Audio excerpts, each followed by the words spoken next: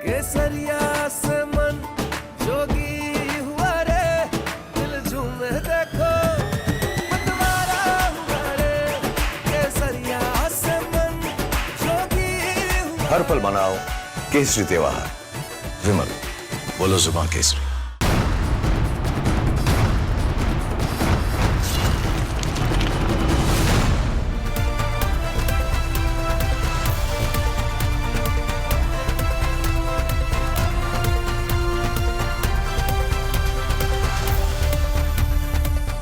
नमस्कार, आप देख रहे हैं प्रहार। मैं हूं आपके साथ अनामिका पांडे। आज प्रहार में सबसे पहले बात ऑस्ट्रेलिया में हुए बड़े आतंकी हमले की, जिसमें कई लोगों की मौत हो गई जबकि बड़ी संख्या में लोग घायल बताए जा रहे हैं। ऑस्ट्रेलिया के बीच पर हुए आतंकी हमले ने कई सवाल खड़े कर दिए हैं कि ये लोग कौन हैं जिनसे वहां त्योहार का जश्न मना रहे यहूदियों की खुशियां नहीं देखी गई। ये लोग कौन हैं जिन्होंने पहलगाम की तरह सिडनी में भी पर्यटकों को निशाना बनाया। पहलगाम में आतंकियों ने धर्म पूछकर मारा था और सिडनी में यहूदियों को निशाना बनाया गया। ये कोई इत्तेफाक तो नहीं लगता, क्योंकि ऐसा लगता है जैसे पहलगाम और सिडनी दोनों जगह हमले एक ही पैटर्न पर किए गए हैं।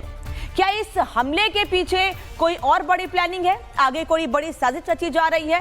क्या देश के या दुनिया के दूसरे हिस्सों में भी ऐसे ही हमले की तैयारी है?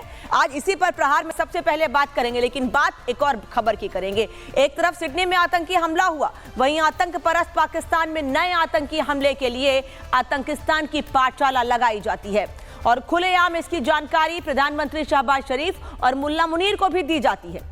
इतना ही नहीं, इन आतंकियों में छोटे छोटे बच्चों को जिहाद के नाम पर आतंक का जहर पिलाया जा रहा है। कैसे मुल्ला मुनीर के सामने अपनी शेखी बघारी एक मौलाना ने, और मुल्ला मुनीर कुछ नहीं कर पाया क्योंकि वो खुद आतंक परस्त है और आतंक को पालता है। ये दिखाएंगे आपको पूरा वीडियो और ऑडियो कि क्या कहा मौलाना ने और कैसे शहबाज शरीफ और मुल्ला मुनीर चुपचाप सुनते रहे।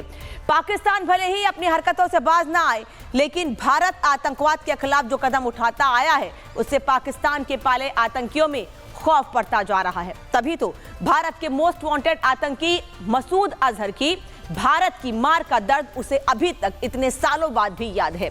ऐसा हम नहीं कह रहे हैं, बल्कि मसूद अजहर की एक वायरल ऑडियो क्लिप यह बता रही है कि आखिर कितना डर है उसमें, जब उसकी जेल में भारतीय सेना ने पिटाई की थी और आज तक उस मार का दर्द, उस पिटाई का दर्द वो भूल नहीं पाया है। ये भी सुनाएंगे आपको, लेकिन सबसे पहले बात करते हैं मसूद को कैसे याद आई भारत की पिटाई।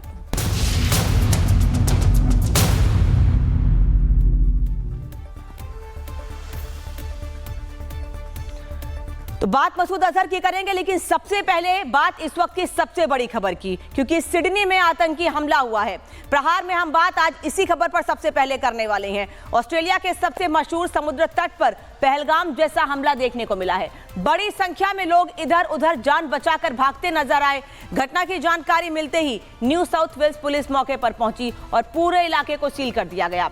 लोगों से वहां से दूर रहने और सुरक्षित स्थानों पर जाने की अपील भी की गई है। हम आपको वहां का हर एक वीडियो दिखाएंगे कि कैसे सिडनी के इस बोंडा बीच पर लोगों को टारगेट किया गया, लोगों पर हमले किए गए। तस्वीर देख लीजिए इस वक्त, ये तस्वीर आपकी टीवी स्क्रीन पर है। पहलगाम हमले की याद दिला देंगे ये तस्वीरें आपको, आप सिहर उठेंगे।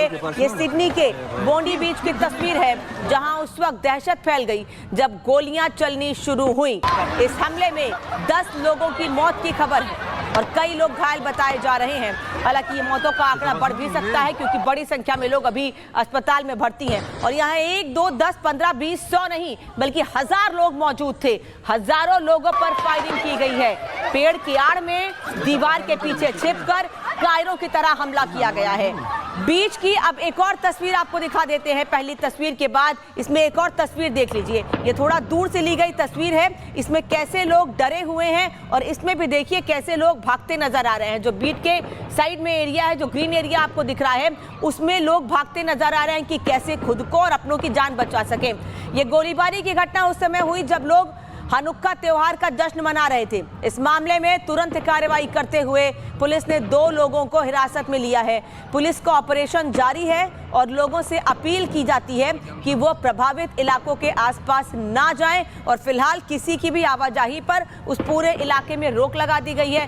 ये बड़ा टूरिस्ट डेस्टिनेशन है, यहाँ बड़ी संख्या में पर्यटक पहुंचते हैं और अभी तो लोग त्योहार मनाने के लिए बड़ी संख्या में पहुंचे थे और उन पर इतनी बड़ी संख्या में हमले किए गए हैं। बताया जा रहा है 50 से ज्यादा राउंड फायरिंग की गई है। अब आपको ग्राफिक्स के जरिए बताते हैं कि सिडनी बीच पर क्या हुआ है।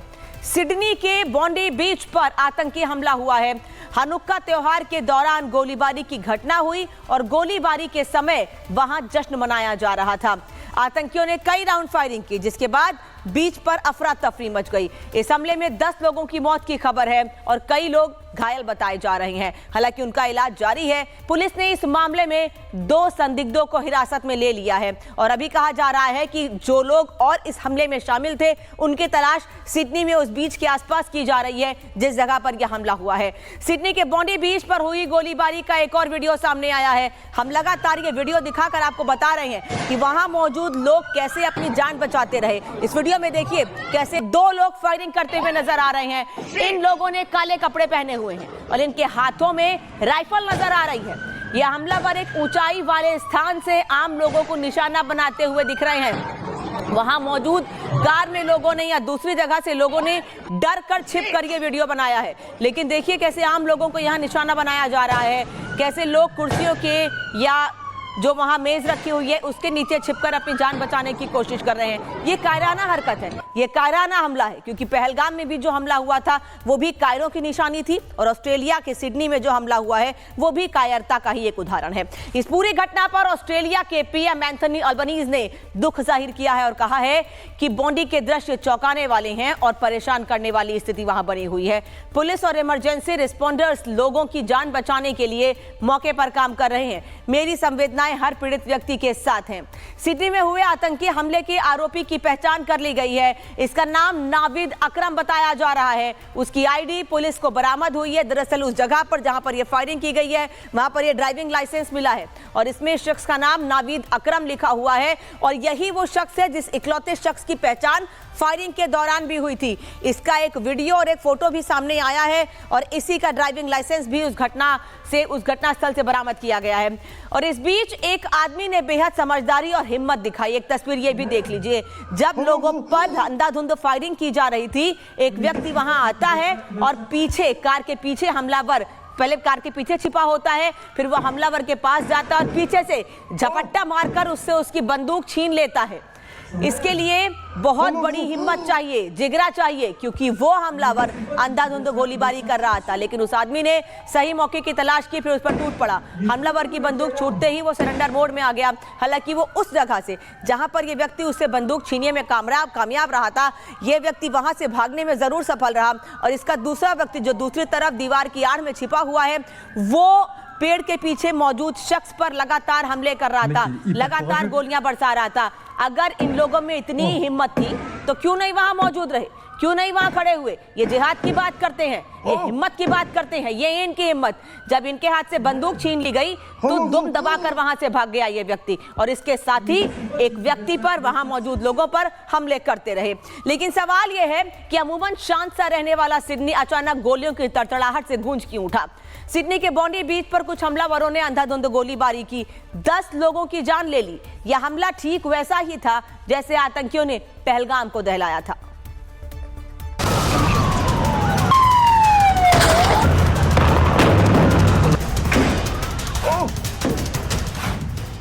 पहलगाम में आतंकियों ने धर्म पूछकर मासूम लोगों को निशाना बनाया था।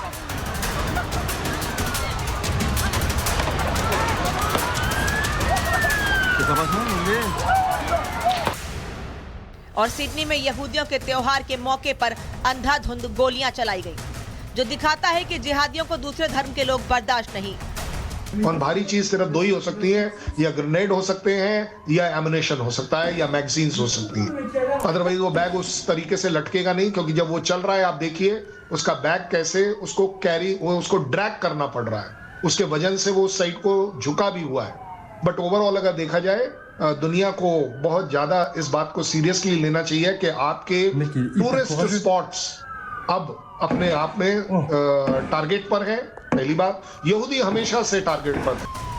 सिडनी मीडिया रिपोर्ट्स के मुताबिक मशहूर बॉन्डी बीच पर जब यहूदियों का त्योहार चल रहा था तब लगभग 1000 लोगों की भीड़ पर कई राउंड गोलियां चलाई गईं। 10 से ज्यादा लोगों की मौत की खबर है।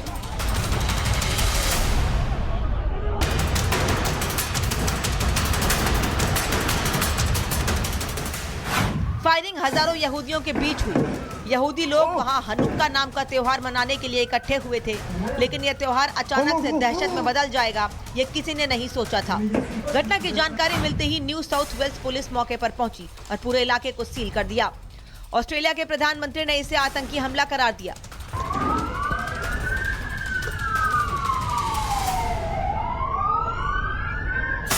इस हमले पर एक्शन लेते हुए 2 हमलावरों को हिरासत में ले लिया गया है।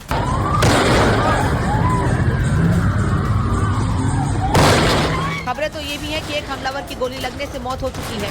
हालांकि इसकी पुष्टि नहीं हो पाई है कि वो हमलावर ही था या नहीं। NSW पुलिस फोर्स ने एक्स पर पोस्ट कर इसकी जानकारी दी और लिखा कि फिलहाल 2 लोगों को हिरासत में ले लिया गया है। पुलिस का ऑपरेशन जारी है और लोगों से अपील की जाती है कि वो प्रभावित इलाके में ना जाएं। घटना के तुरंत बाद इलाके को सील किया गया है। आसपास के लोगों की आवाजाही रोक दी गई है। पूरे इलाके में पुलिस बल तैनात है। Bureau report, Republic Bharat.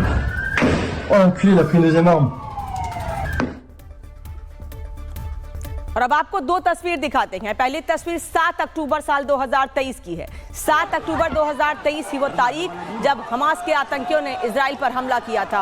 इस दौरान कई लोगों की मौत हुई थी और आज ऑस्ट्रेलिया के सिडनी में भी हमास जैसा ही हमला हुआ है। आज के हमले में 12 लोगों की मौत हुई और यहाँ पर भी यहूदियों को ही टारगेट किया गया है। आज से करीब 2 साल पहले जो स्थिति इजराइल में थी और उसके बाद इजराइल ने हमास पर जो हमले किए वो आज तक जारी है। तो वहीं दूसरी ओर ऑस्ट्रेलिया में जो आतंकी हमला हुआ है, भले ही वहां पर म्यूजिक फेस्टिवल ना चल रहा हो, लेकिन यहाँ बड़ी संख्या में लोग त्योहार मनाने के लिए पहुंचे हुए थे। यहूदियों का बड़ा त्योहार हनुक्का मनाने के लिए पहुंचे हुए थे और इस दौरान आम लोगों पर फायरिंग की गई है। लोग वहां संडे का दिन छुट्टियां मना रहे थे और उसी दौरान लोगों पर बैक टू बैक फायरिंग की गई। इन 2 तस्वीरों में समानता सिर्फ यही है कि दोनों ही जगहों पर यहूदियों पर हमले किए गए। नितिन नवीन को बड़ी जिम्मेदारी दी गई है। बड़ी खबर आपको बता दें, बिहार की खबर आपको बता रहे हैं। नितिन नवीन को बड़ी जिम्मेदारी दी गई है। बीजेपी के राष्ट्रीय कार्यकारिणी अध्यक्ष बने हैं। राष्ट्रीय कार्यकारिणी अध्यक्ष बने हैं नितिन नवीन, जो कि भारतीय जनता पार्टी के विधायक भी हैं। उन्हें बड़ी जिम्मेदारी दी गई है। नितिन नवीन को कार्यकारी अध्यक्ष बनाए गए हैं, राष्ट्रीय कार्यकारी अध्यक्ष बनाए गए हैं बीजेपी के। बीजेपी नए अध्यक्ष के चुनाव की बात लगातार कह रही थी कि नया अध्यक्ष का नाम जेपी नड्डा के बाद नए राष्ट्रीय अध्यक्ष के नाम पर जल्दी मोहर लगेगी। हालांकि अभी नितिन नवीन को कार्यकारी अध्यक्ष बनाया गया है, लेकिन आगे ये बड़ी जिम्मेदारी के नितिन नवीन ही संभालेंगे या किसी और के नाम का ऐलान होगा। एक तरफ आज उत्तर प्रदेश में बीजेपी को नए अध्यक्ष के तौर पर पंकज चौधरी मिले हैं, जिन पर 2027 के चुनाव की जिम्मेदारी है, और अब नितिन नवीन जिनको राष्ट्रीय कार्यकारी अध्यक्ष बनाया गया है। बीजेपी का राष्ट्रीय कार्यकारी अध्यक्ष बनाया गया है नितिन नवीन, जो कि बिहार से आते हैं, विधायक हैं। अभी हाल ही में बिहार में चुनाव हुए, उसमें बड़ी संख्या में वोट हासिल किए, जीत हासिल की नितिन नवीन ने, और अब उन्हें राष्ट्रीय कार्यकारी अध्यक्ष बनाया गया है। एक बहुत बड़ी जिम्मेदारी नितिन नवीन को दी गई है। नितिन नवीन जो कि इसके पहले मंत्री भी रहे हैं और अभी भी बीजेपी एनडीए सरकार में मंत्री हैं बिहार में, उनको ये जिम्मेदारी दी गई है। बड़ी जिम्मेदारी उनको दी गई है, लेकिन अब देखना यह है कि आने वाले समय में क्या लंबे समय के लिए यह जिम्मेदारी नितिन नवीन के पास रहेगी या फिर सिर्फ कुछ समय के लिए उन्हें यह जिम्मेदारी दी गई है। बीजेपी के राष्ट्रीय कार्यकारी अध्यक्ष बनाए गए नितिन नवीन, बिहार से इस बड़े चेहरे पर जिम्मेदारी अभी कुछ समय के लिए ये जिम्मेदारी उन्हें दी गई है, भरोसा जताया गया है। लेकिन क्या आने वाले समय में जेपी नड्डा की जगह राष्ट्रीय अध्यक्ष नितिन नवीन ही बनेंगे या कोई और, अभी इसको लेकर तय नहीं हुआ है। कुछ भी अभी तक साफ नहीं किया गया बीजेपी की ओर से, लेकिन अचानक आज रविवार के दिन नितिन नवीन के नाम का ऐलान किया गया है। एक पत्र जारी किया गया, उसमें लिखा गया है कि नितिन नवीन अभी कार्यकारी अध्यक्ष होंगे, बीजेपी के राष्ट्रीय कार्यकारी अध्यक्ष होंगे। किन किन बातों का ध्यान रखा गया है, क्योंकि बिहार में चुनाव तो हो चुके हैं, तो ऐसे में किन किन बातों का ध्यान रखा गया है, किस तरफ ये फोकस रहकर ये फैसला लिया गया है, आने वाले समय में नितिन नवीन ही अध्यक्ष बने रहेंगे या फिर ये जिम्मेदारी किसी और को दी जाएगी। खाली कुछ समय के लिए यह जिम्मेदारी नितिन नवीन को दी गई है। अभी इसको लेकर बीजेपी के किसी भी जिम्मेदार व्यक्ति की ओर से कुछ नहीं कहा गया है। एक पत्र आया है जिसमें यह बताया गया है कि नितिन नवीन फिलहाल राष्ट्रीय कार्यकारी अध्यक्ष होंगे, यानी कुछ दिनों के लिए अभी उन्हें जिम्मेदारी दी गई है। हमारे वरिष्ठ सहयोगी प्रकाश जी हमारे साथ जुड़ रहे हैं। प्रकाश जी, नितिन नवीन राष्ट्रीय कार्यकारी अध्यक्ष बनाए गए हैं, ये इतना बड़ा ऐलान कैसे आज? ये देखिए, पिछले कई वर्षों से बीजेपी के अंदर ये निर्णय लेने में दिक्कत हो रही थी कि किसे राष्ट्रीय अध्यक्ष बनाया जाए, और उसी परिप्रेक्ष्य में शायद बंगाल का चुनाव नजदीक है, फिर यूपी का चुनाव नजदीक है, और बीजेपी इस गुत्थी को सुलझा नहीं पा रही थी। तो इसको लेकर नितिन नवीन, जो कि बीजेपी के राष्ट्रीय नेता हैं, उनसे काफी करीब हैं और अच्छा वर्किंग रिलेशंस रहेगा और कायस्थ समुदाय से आते हैं, इसलिए ये चौंकाने वाली बात है, क्योंकि बिहार में जातिगत समीकरण या राष्ट्रीय स्तर पर जातिगत समीकरण को देख के सभी निर्णय लिए जाते हैं। और जहां तक नितिन नवीन की बात है कि सौम्य व्यक्तित्व के नेता हैं, लेकिन जहां तक जनाधार की बात है, मास अपील की बात है, उतनी नहीं है, राष्ट्रीय स्तर पर पहचान भी उतनी नहीं है। फिर भी ये चौंकाने वाला फैसला है और हो सकता है कि उनको बड़े रोल के लिए ग्रूम किया जा रहा हो, और भारतीय जनता पार्टी ऐसे चौंकाने वाले फैसले लिया करती है। अब देखना है कि किस कारण नितिन नवीन को बनाया गया है, और हम उनसे संपर्क भी करेंगे जल्द ही इस समाचार के बाद। और शायद भारतीय जनता पार्टी में अभी हाल फिलहाल में जो कोर कमेटी की बैठकें हुई थी, उनको बिहार चुनाव के समय कोर कमेटी में भी शामिल किया गया था, और इनके पिता नवीन किशोर सिन्हा बड़े नेता थे भारतीय जनता पार्टी के। उन्हीं के मौत के बाद, निधन के बाद नितिन नवीन को जगह मिली थी भारतीय जनता पार्टी में कम उम्र में, 25 साल की उम्र में 2005 में ये विधायक बने पहली बार, और उसके बाद उनकी यात्रा पथ निर्माण मंत्री तक पहुंची, जो कि किसी महत्वपूर्ण व्यक्ति को ही मिलता है ये डिपार्टमेंट। तो इससे आप अंदाजा लगा सकते हैं कि इनकी कद बढ़ी है भारतीय जनता पार्टी में, और छत्तीसगढ़ के भी प्रभारी ये पिछले कई वर्षों से रहे हैं। तो पार्टी की नजर शायद इन पर है। युवा मोर्चा के भी अध्यक्ष रहे हैं कुछ दिनों तक, कुछ सालों तक, तो पार्टी इनको ग्रूम कर रही है। हाँ, लेकिन इनका जनाधार वैसा नहीं है, इसलिए ये फैसला चौंकाने वाला लगता है। और राष्ट्रीय परिप्रेक्ष्य में इनकी मौजूदगी कैसी रहेगी, ये आने वाले दिन ही तय करेंगे। जैसे नितिन गडकरी के बारे में कोई नहीं जानता था महाराष्ट्र में, जब वो रोड ट्रांसपोर्ट मिनिस्टर थे, महाराष्ट्र में जानते होंगे, और जब राष्ट्रीय परिदृश्य पे आए तो लोग जानना शुरू किए। तो हो सकता है नितिन नवीन को भी उसी तरीके से ग्रूम किया जा रहा हो भारतीय जनता पार्टी में। प्रकाश जी, पहले पिछले साल जब लोकसभा चुनाव संपन्न हुए, उसके बाद ये कहा गया कि केंद्र से ही किसी नाम का ऐलान किया जाएगा। हो सकता है वो चेहरा भी हो जो सांसद बन के आए दोबारा से तीसरी बार, लेकिन उसके बाद उन्हें मंत्रिमंडल में शामिल नहीं किया गया। हो सकता है उनका नाम हो, लेकिन नितिन नवीन का नाम चौंकाने वाला भी है। और सवाल ये भी कि केवल पश्चिम बंगाल चुनाव को ध्यान में रखते हुए उनके नाम का ऐलान किया गया, या फिर कुछ और जातिगत समीकरण और चीजों को साधा गया है? नितिन नवीन जिस जाति से आते हैं, तो उसमें जातीय समीकरण साधने की कोई बहुत बड़ी बात नहीं है। कायस्थों की संख्या कोई बहुत ज्यादा नहीं है, इसीलिए थोड़ा आश्चर्यजनक लग रहा है। और अभी ये राष्ट्रीय कार्यकारी अध्यक्ष बनाए गए हैं, तो देखना है कि आगे इनका रोल क्या होता है। सहयोगी का रोल होता है, और बंगाल चुनाव में चूंकि कई बार भारतीय जनता पार्टी के अंदर भी कई तरह की गुटबाजी है, तो सवाल उठ रही है लगातार, और आरएसएस और बीजेपी के बीच में द्वंद्व चल रहा है। उसको लेकर, उस खाई को पाटने के लिए हो सकता है नितिन नवीन एक कॉम्प्रोमाइज कैंडिडेट उभर कर आए हों, ताकि जो लीडर्स हैं, बीजेपी के टॉप लीडरशिप हैं, उनको काम करने में आसानी हो। और हो सकता है नितिन नवीन उसी कॉम्प्रोमाइज फार्मूला के तहत बनाए गए हों। मैं बार बार कह रहा हूं कि बहुत ही सौम्य व्यक्तित्व के हैं, बहुत ही मृदुभाषी हैं, लेकिन जहां जनाधार की बात है और जहां पहचान की बात है, बिहार के बाहर इनकी पहचान वैसी नहीं है जैसी कि अन्य बड़े नेताओं की हुआ करती थी। लेकिन बीजेपी हमेशा सरप्राइजेस देने के लिए जानी जाती है, तो इसीलिए। ठीक है प्रकाश जी, धन्यवाद आपका इस जानकारी के लिए। आगे भी इस बड़ी खबर पर हम अपडेट लेंगे, लेकिन प्रकाश जी अपनी बात पूरी कीजिएगा, अपनी बात पूरी कीजिएगा। हम अभी इस खबर पे बात कर रहे हैं, अपनी बात पूरी कीजिएगा। तो इसीलिए जहां तक नितिन नवीन की बात है, मृदुभाषी हैं, सौम्य व्यक्तित्व के हैं, सभी नेता भारतीय जनता पार्टी के इन्हें पसंद करते हैं, तो हो सकता है उसी कड़ी में एक कॉम्प्रोमाइज कैंडिडेट के तहत उभर कर सामने आए हैं। और युवा हैं, 48 या 47 साल के हैं, 50 भी नहीं पूरा किया है, 5 टर्म के विधायक हैं और इनकी कद बढ़ी है भारतीय जनता पार्टी में, इसलिए हो सकता है जिम्मेवारी दी गई होगी। और भारतीय जनता पार्टी के बड़े नेता जो हैं प्रधानमंत्री नरेंद्र मोदी और अमित शाह ने कुछ गुण देखा होगा, इसीलिए इनको आगे बढ़ाने की कोशिश की जा रही है राष्ट्रीय पटल पर। Back to you. बिहार से ये बड़ी जिम्मेदारी, बिहार में ये बड़ी जिम्मेदारी देने का क्या मतलब है? क्योंकि अभी आज ही हमने देखा है कि उत्तर प्रदेश में भी प्रदेश अध्यक्ष के नाम का ऐलान किया गया, मुहर लगी, नाम का ऐलान किया गया और उसके तुरंत बाद बिहार से एक बड़े नाम का ऐलान कर दिया गया। तो बिहार में किसी समीकरण को ध्यान में रखा गया या फिर सिर्फ सौम्य शांत स्वभाव के होने के कारण उन्हें ये फॉर द टाइम बिंग जिम्मेदारी दी गई है, या फिर आगे भी ये जिम्मेदारी उनके पास रहेगी? देखिए, बिहार में तो अब चुनाव होने नहीं है, अगले 29 में लोकसभा है। लोकसभा की राजनीति राष्ट्रीय परिप्रेक्ष्य की होती है और विधानसभा चुनाव 30 में होनी है।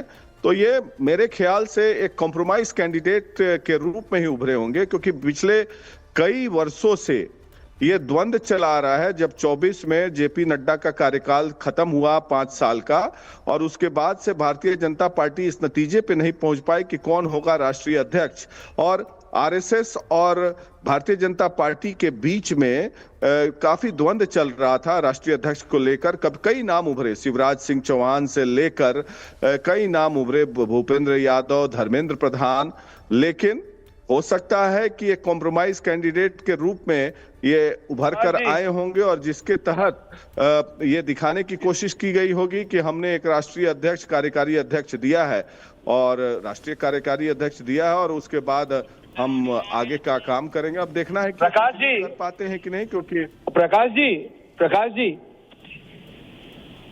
जी ऐश्वर्या बोल रहा हूं, अगर आपको मेरी आवाज आ रही हो तो। प्रकाश जी, आप मेरी आवाज सुन पा रहे हैं? जी जी सुन रहा हूँ। प्रकाश जी, मैं कह रहा हूँ नितिन नवीन, क्योंकि ये कहा जा रहा है कि कार्यकारी अध्यक्ष है, लेकिन अगर हम बीजेपी के इतिहास को देखें तो जगत प्रकाश नड्डा को भी एक कार्यकारी अध्यक्ष बनाया गया था। और जिस तरह से पूरी एक ये कहा जा रहा है कि एक पीढ़ी का बदलाव है, क्या जगत प्रकाश नड्डा की तरह ये भी अगर कार्यकारी अध्यक्ष से अध्यक्ष अपॉइंट हो जाते हैं तो ये this will be a real generational change in the BJP? No one in their wildest dream, Prakash ji, ever thought that Nitin Naveen, जो अब से कुछ साल पहले अनुराग ठाकुर के अध्यक्षता में युवा मोर्चा में जनरल सेक्रेटरी थे, कई बार के अब विधायक है, बिहार में मंत्री है, भारतीय जनता पार्टी के राष्ट्रीय अध्यक्ष होंगे। क्योंकि वर्किंग प्रेसिडेंट भी नितिन नवीन को बनाना एक बहुत बड़ा इंडिकेशन है कि ये सचमुच का जनरेशनल चेंज हो रहा है भाजपा में।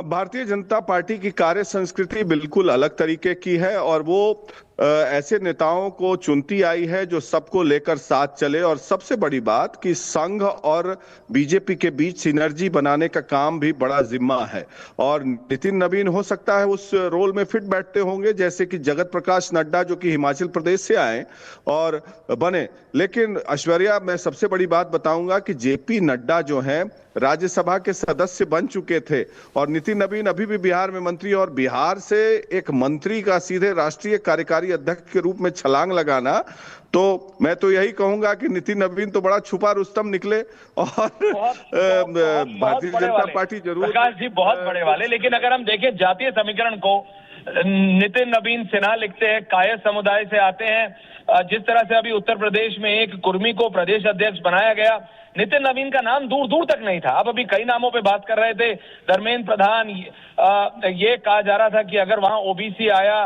मतलब उत्तर प्रदेश में, तो देश राष्ट्रीय अध्यक्ष के लिए एक ब्राह्मण चेहरा आ सकता है। उस सब से परे नितिन नवीन न 3 में न 13 में कहीं नहीं थे और उनको कार्यकारी अध्यक्ष बनाया। अभी एक धड़ा भाजपा में कह रहा है कि इनकी अध्यक्षता में इलेक्शन होगा, लेकिन जगत प्रकाश नड्डा का एग्जाम्पल ऐसा है कि उनको भी कार्यकारी बनाया गया था और फिर उन्हीं को राष्ट्रीय अध्यक्ष बना दिया गया था। तो ये अपने आप में this will be a very very big indication. बिल्कुल, ये बहुत बड़ा इंडिकेशन है और नितिन नवीन का कद पिछले कई वर्षों से बढ़ा है भारतीय जनता पार्टी में, हम लोग देखे हैं। और जैसे कि जब उनको छत्तीसगढ़ का प्रभारी बनाया गया था, उसके बाद चुनाव के ठीक पहले भारतीय जनता पार्टी के कोर ग्रुप में शामिल किया गया, नीतिगत निर्णय लेने के अधिकार दिए गए और जिस तरीके से पथ निर्माण मंत्री का दायित्व दिया गया इस बार फिर से।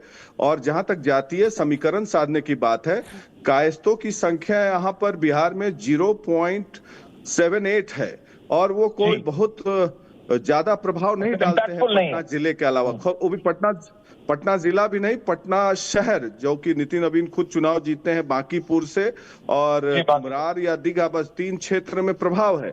लेकिन बीजेपी ने हो सकता है संगठन की कौशलता इनमें देखी होगी और मृदुभाषी हैं, सौम्य इनके पिताजी भी किशोर सिन्हा भारतीय जनता पार्टी के एक बड़े नेता रहे हैं। ये खुद 4 बार के विधायक हैं। जैसे आपने कहा बांकीपुर बिहार से, इनके पिताजी के बारे में बीजेपी में कहा जाता है कि एक बहुत बड़े भाजपा नेता थे। नवीन किशोर सिन्हा उनके बेटे हैं। इनको लेकिन ऑर्गेनाइजेशन में भी इन्होंने काम किया है, पार्टी में भी काम किया है। 4 बार के विधायक हैं, नीतीश कुमार के अंडर दूसरी बार मंत्री बने हैं। राष्ट्रीय अध्यक्ष अगर नितिन नवीन बनते हैं तो ये क्लियर इंडिकेशन होगा कि भारतीय जनता पार्टी की एक पूरी पीढ़ी, एंड आई रिपीट, एक पूरी पीढ़ी को चेंज किया जा रहा है। पूरी पीढ़ी को। प्रकाश जी, आपने कहा भारतीय जनता पार्टी की कार्य प्रणाली थोड़ी अलग रहती है, लेकिन इतनी भी अलग नहीं है। 20 साल हमें भी हो गए कवर करते हुए, नितिन नवीन का नाम कहीं दूर दूर तक नहीं था। जैसे आपने कहा छुपा रुस्तम नहीं, उससे बड़े वाले को जोता है तो वो निकले नितिन नवीन। लेकिन इससे एक मैसेज जाएगा बीजेपी के अंदर भी कि वो लोग जो अभी 40 से 60 बरस के एज गैप में हैं, they have no place to be in the organisation any more. Prakash ji, बिल्कुल, ये 50 के नीचे के हैं नितिन नवीन, और इनके पिता नवीन किशोर सिन्हा जो कि भारतीय जनता पार्टी के बड़े नेता थे। और 2005 में जब नीतीश कुमार की सरकार बनी थी तो इनको मंत्री नहीं बनाया गया था, जबकि वो डिजर्व करते थे संघ के जमाने से। और शायद उसी सदमे के कारण उनकी मौत हो गई थी 1 जनवरी 2006 को। और उसके बाद नितिन नवीन जो कि फ्रेश BIT मेसरा से इंजीनियरिंग करके आए थे और अचानक चुनाव मैदान में कूद गए, और तब से हम लोग नितिन नवीन को जानते हैं और देखते हैं। और बेहद ही सरल स्वभाव के हैं, मृदुभाषी हैं, इसमें कोई डाउट नहीं है। हाँ, लेकिन भारतीय जनता पार्टी जानी जाती है सरप्राइजेस लाने के लिए। और हो सकता है कि हम लोग जो पत्रकार लोग बहुत चीज नहीं जान पाते हैं संगठन की कौशलता, क्योंकि हम लोग या और लोग भी जो राजनीति को नजदीक से देखते हैं वो केवल मंत्री विधायक को देखते हैं। हो सकता है कि इनकी संगठन चलाने की क्षमता अच्छी होगी और हो सकता है संगठन में सबको साथ लेकर चलने की क्षमता अच्छी होगी, क्योंकि पार्टी में हर तरह का डाइवर्सिटी होता है जिसको साथ लेके चलना पड़ता है। इसीलिए ये कॉम्प्रोमाइज कैंडिडेट बन के उभरे होंगे, और जो कि हम और आप पहचान नहीं पा रहे हैं। हो सकता है नितिन नवीन को हम लोग बहुत नजदीक से देखते आ रहे हैं तो घर की मुर्गी दार बराबर हमारे लिए लग रही होगी अभी, लेकिन इनकी संगठन कौशलता हो सकता है अच्छी होगी। इसलिए शायद भारतीय जनता पार्टी के अनुभवी नेताओं ने इनका चयन किया होगा। Absolutely Prakash Singh. And one मतलब एक और बात सवाल, ये एक मैसेज है कि अगले आने वाले बीजेपी किस ओर देख रही है। ये सिर्फ बोलने की बात नहीं है कि प्रधानमंत्री मोदी अगले 15 साल की रणनीति या अपना पथ पार्टी के लिए तैयार करके जाना चाहते हैं या खुद कर रहे हैं। वो कर रहे हैं, वो दिख रहा है। Now this gives a very clear मतलब इंडिकेशन, इतना साफ इंडिकेशन है कि वो सिर्फ बोलते नहीं है, वो कर रहे हैं। नितिन नवीन को कार्यकारी अध्यक्ष भी बनाना भारतीय जनता पार्टी के लिए एक इतना बड़ा निर्णय है कि शायद अभी लोग इसकी ग्रेविटी समझ नहीं पा रहे होंगे।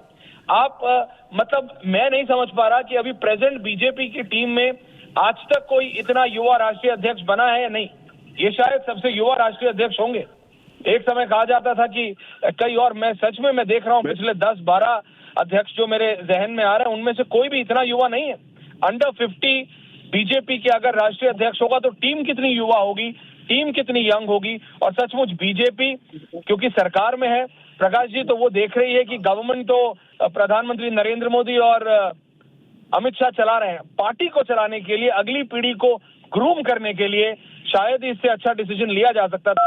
और बिल्कुल आपने ठीक कहा कि नितिन नवीन को सब जानते हैं। अनुराग ठाकुर जब युवा मोर्चा के अध्यक्ष थे, उनके अंडर में थे, दिल्ली में थे, फिर बिहार गए, 4 बार के विधायक बने। आपसे दिन में 2 बार बात होती है, लेकिन किसी को भी ये भनक नहीं थी कि नितिन नवीन बीजेपी के वर्किंग प्रेसिडेंट बन जाएंगे। Now important thing will be, Prakash ji, की क्या ये प्रेसिडेंट बने रहेंगे या इनकी अध्यक्षता में इलेक्शन होगा, ये भी एक बड़ा सवाल है, which will be answered in the next few days. Prakash Singh.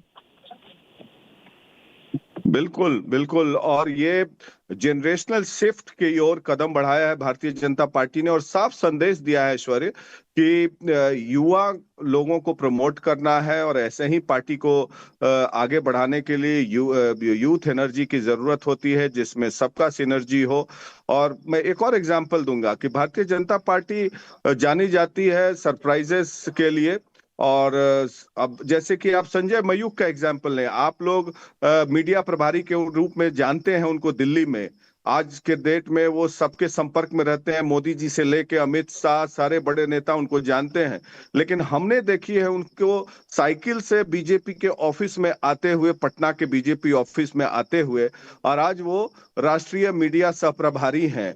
तो BJP is known for doing all this, और इसी कड़ी में नितिन नवीन भी है और उनकी संगठन की क्षमता होगी, इसलिए भारतीय जनता पार्टी ने पहचाना होगा। और ये एक बिहार के लिए एक बहुत बड़ी सम्मान की बात है। मैं तो यही कहूंगा कि बिहार से कोई व्यक्ति राष्ट्रीय कार्यकारी अध्यक्ष बना है तो बिहार के लिए बहुत बड़ी सम्मान की बात है। और अब आगे इसका पॉलिटिकल रेमिफिकेशंस जो होगा वो हम लोग निकालने की कोशिश करेंगे कि क्या कारण रहे जो नितिन नवीन जैसे व्यक्ति को राष्ट्रीय अध्यक्ष बनाया गया, जिनकी राष्ट्रीय पहचान बिल्कुल प्रकाश जी, बट प्रदेश स्तर पर उन्होंने पहचान बनाना शुरू किया। Should be on Republic media network. वो आपसे बात करते हम चाहेंगे कि सबसे पहला उनका जो इंटरेक्शन हो वो आप ही से हो, तो अगर आप उनसे ठीक है। ऐश्वर्या और प्रकाश जी, बहुत बहुत धन्यवाद जुड़ने के लिए और इस पूरी चर्चा के लिए। तो राष्ट्रीय कार्यकारी अध्यक्ष बनाया गया है नितिन नवीन को, लेकिन इस पर सम्राट चौधरी बिहार के उप मुख्यमंत्री क्या कह रहे हैं, सुनिए। मैं नरेंद्र मोदी जी, देश के प्रधानमंत्री जी को विशेष तौर पर, और पूरी पार्टी, आदरणीय नड्डा जी और पूरी भारतीय जनता पार्टी को धन्यवाद देता हूं कि बिहार से एक पटना से हमारे नौजवान साथी नितिन नवीन जी को देश के कार्यकारी अध्यक्ष के तौर पर मनोनीत हुए हैं। इसके लिए विशेष शुभकामना भी देता हूं नितिन नवीन जी को कि भारतीय जनता पार्टी को जिस ऊंचाई तक आदरणीय प्रधानमंत्री जी के नेतृत्व में और आदरणीय नड्डा जी के नेतृत्व में बढ़ा है, आदरणीय नितिन जी के नेतृत्व में भी बिहार के साथ साथ पूरे देश में भारतीय जनता पार्टी मजबूती के साथ खड़ा होगा। मेरी पूरी शुभकामना है। सीएम को आप सुन रहे थे, जिन्होंने कहा है कि मैं केंद्रीय नेतृत्व को धन्यवाद देता हूं कि उन्होंने बिहार के एक नेता को इतनी बड़ी जिम्मेदारी दी। लेकिन दिलीप जायसवाल, बीजेपी के प्रदेश अध्यक्ष, क्या कह रहे हैं, ये भी सुन लीजिए। भारतीय जनता पार्टी के लिए बहुत ही ऐतिहासिक दिन है कि बिहार के धरती से कोई आज राष्ट्रीय कार्यकारी अध्यक्ष भारतीय जनता पार्टी के बनाए जा रहे हैं। ये हमारे लिए, पूरे बिहार के लिए सौभाग्य का विषय है और नितिन नवीन जी को पूरा बिहार के भारतीय जनता पार्टी की ओर से मैं हार्दिक बधाई देता हूं। चलो, इस खबर पर आपको अपडेट देते रहेंगे। फिलहाल वापस से प्रहार में अपनी खबरों की ओर रुख करते हैं। अमेरिका, एक बार फिर मास शूटिंग की घटना अमेरिका में सामने आई है और गोलियों की तड़तड़ाहट से अमेरिका गूंज उठा है। कुछ ही सेकंड में अफरा तफरी मच गई। इस शूटआउट ने ट्रंप की सुरक्षा व्यवस्था पर सवाल खड़े कर दिए हैं। दिल दहला देने वाली इस घटना ने सुरक्षा एजेंसियों को हाई अलर्ट पर ला दिया है।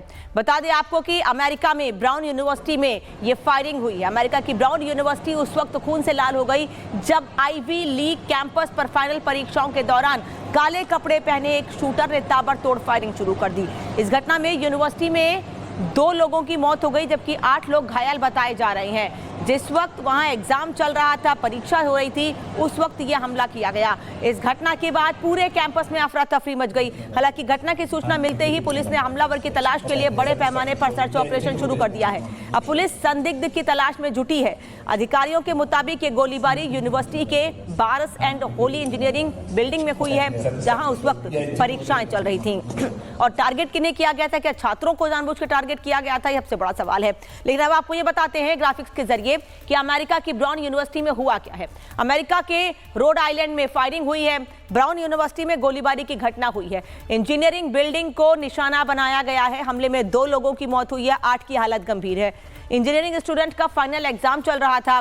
पुलिस आरोपियों की तलाश में जुटी हुई है आरोपी की, लेकिन अभी तक उसे पकड़ नहीं पाई है। वहीं पुलिस का कहना है कि हमलावर काले कपड़े पहनकर इंजीनियरिंग बिल्डिंग में घुसा था और उसके हाथ में बंदूक थी। उसने अचानक अंधाधुंध फायरिंग शुरू कर दी, जिसका एक वीडियो भी सामने आया है, जो आपको हम दिखाने जा रहे हैं कि कैसे यूनिवर्सिटी के भीतर घुसकर कैंपस के अंदर जिस जगह पर एग्जाम चल रहा था, जिस बिल्डिंग में, उस बिल्डिंग के पास ताबड़तोड़ फायरिंग की गई है, जिसमें 2 लोगों की मौत हो गई है। यूएस की ब्राउन यूनिवर्सिटी में यह हमला हुआ है और हमले के दौरान क्या हुआ है ये भी आपको हम बताएंगे। तो क्या कहना है पुलिस का इस दौरान, ये तो आपको हम बता ही रहे हैं। इंजीनियरिंग की बिल्डिंग में यह बदमाश घुसा था और वहां पर बैक टू बैक फायरिंग की गई थी। एक वीडियो भी इसका सामने आया है, जो आप इस वक्त देख भी रहे हैं। मेयर ब्रेट स्माइली ने कहा है कि सभी छात्रों को हिदायत दी गई है कि वे विश्वविद्यालय परिसर में ही रहें और जब तक कहा ना जाए अपने घरों को लौटने का प्रयास ना करें। तो ये तस्वीर इस वक्त आपको दिखा रहे हैं कि काले कपड़े पहनकर एक शख्स ने कैसे लोगों पर निशाना साधा, लोगों पर हमले किए गए।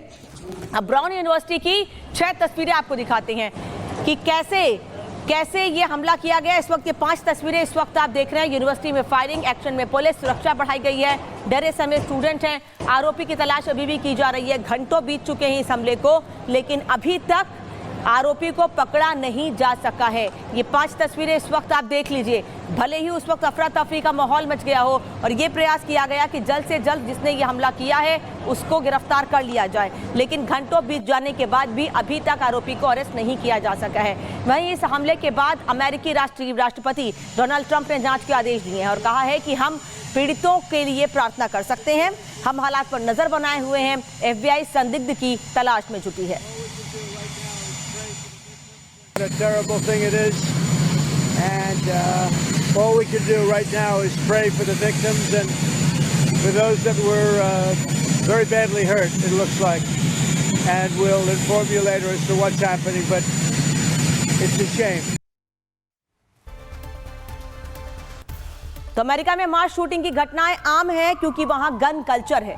सबसे पहले आपको 2025 की ये 4 तस्वीरें दिखाते हैं जो कि मास शूटिंग की है, जहां 15 सितंबर को कोलोराडो हाई स्कूल में छात्रों पर गोलीबारी हुई थी। फिर 26 अक्टूबर को पेंसिल्वेनिया में फायरिंग हुई थी और 15 नवंबर को न्यू जर्सी में मास शूटिंग हुई। वहीं नवंबर में ही सैन फ्रांसिस्को में भी फायरिंग की घटना देखने को मिली।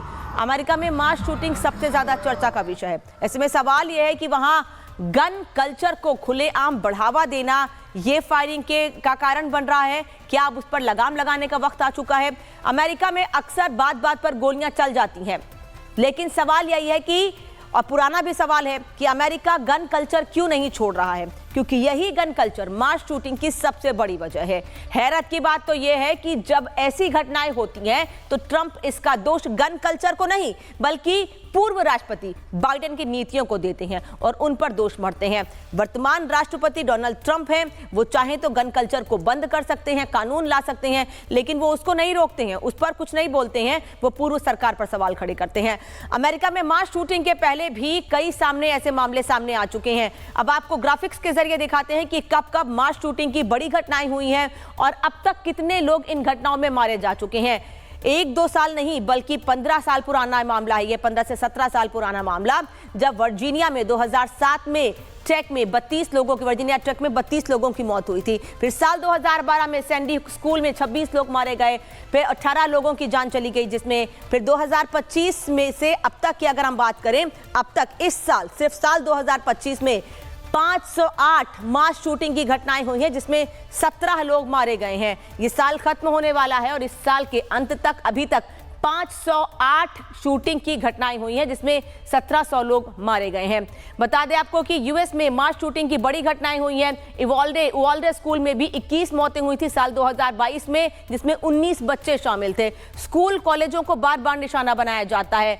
ल्यूस्टन में 18 लोगों की जान चली गई थी। ये साल 2023 यानी आज से 2 साल पहले का मामला है। और जैसा कि मैंने पहले भी बताया कि इसी साल 2025 में अब तक 508 घटनाएं हो चुकी हैं शूटिंग की, फायरिंग की, जिसमें 1700 लोगों को मारा गया है। लेकिन अमेरिका के राष्ट्रपति गन कल्चर पर रोक लगाने की बजाय इस पर राजनीति कर रहे हैं। पूर्व राष्ट्रपति बाइडेन पर निशाना साधते हैं, उनकी नीतियों पर सवाल खड़े करते हैं। सवाल यह है कि वहां के लोगों ने आपको चुना है, तो क्या वहां के लोगों की सुरक्षा की जिम्मेदारी ट्रंप की नहीं है? क्या वो गन कल्चर को खत्म नहीं कर सकते हैं? अमेरिका में 20 दिन पहले गोलीबारी की एक घटना सामने आई थी। वॉशिंगटन में व्हाइट हाउस के पास सुरक्षा गार्ड को निशाना बनाया गया था और पुलिस ने एक अफगानी को गिरफ्तार किया था। ट्रंप ने इसका ठीकरा भी बाइडेन पर ही फोड़ दिया था।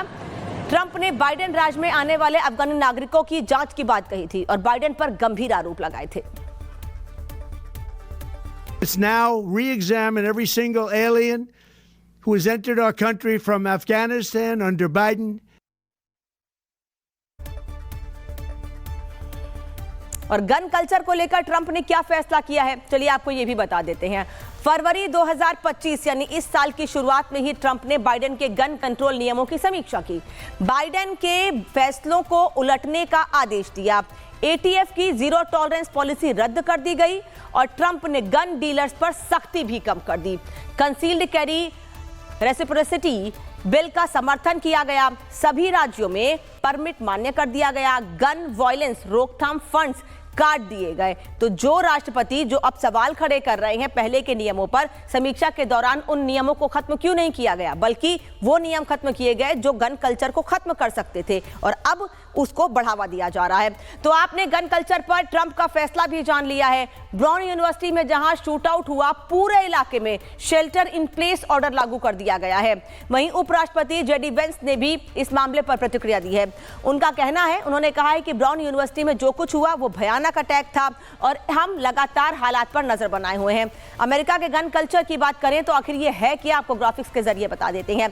बंदूक को स्वतंत्रता सुरक्षा का प्रतीक मानते हैं वहां के लोग। दूसरा संशोधन बंदूक रखने का अधिकार देता है। 400 मिलियन से ज्यादा निजी बंदूकें हैं वहां पर। 40% घरों में लोगों के पास बंदूकें हैं और हर साल 45,000 से ज्यादा लोग बंदूक से मारे जाते हैं। मास शूटिंग पर हर साल 500 से 700 शूटिंग होती हैं और ऐसी घटनाएं जिसमें कई लोग मारे जाते हैं। नए गन कानून मुश्किल से पास होते हैं, लेकिन उसके बाद भी वहां लोगों को खुली छूट है गन रखने की। अमेरिका में किस साल कितनी गन बिकी हैं, अब आपको ये बता देते हैं। साल 2021 की अगर बात करें तो वहां करीब 1,99,00,000 रुपए की गन बिकी है, जबकि साल 2022 में 1,65,00,000 रुपए के करीब गन बिकी हैं। साल 2023 में 1,67,00,000, साल 2024 में 1,61,00,000 रुपए के आसपास और साल 2025 यानी इस साल 1,55,00,000 के आसपास गन वहां पर बेची गई हैं, जो कि बार बार सवाल खड़े करती हैं। अमेरिका में मास शूटिंग कल्चर से कैसे आम आदमी को अपनी जान से हाथ धोना पड़ा है, इस रिपोर्ट में आपको दिखाते हैं।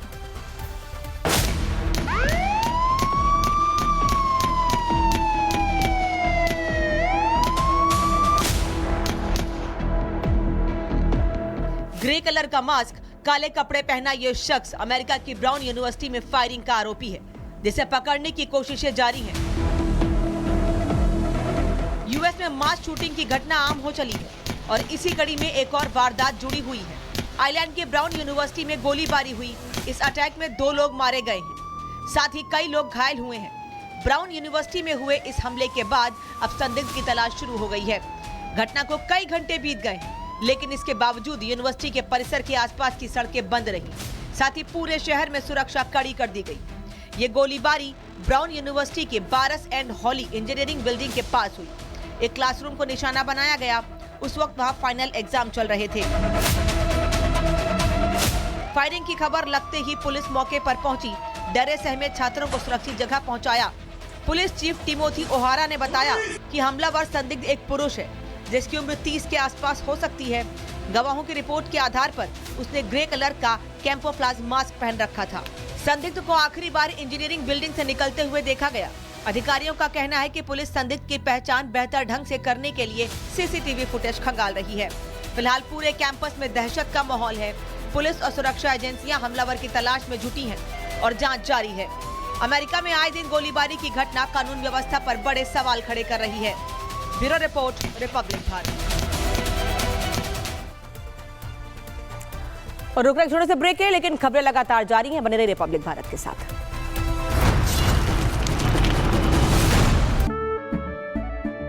केसरिया से मन जोगी हुआ रे, दिल झूमे देखो मतवारा हुआ रे। केसरिया से मन जोगी हुआ। हर पल मनाओ केसरी त्योहार। विमल, बोलो जुबान केसरी।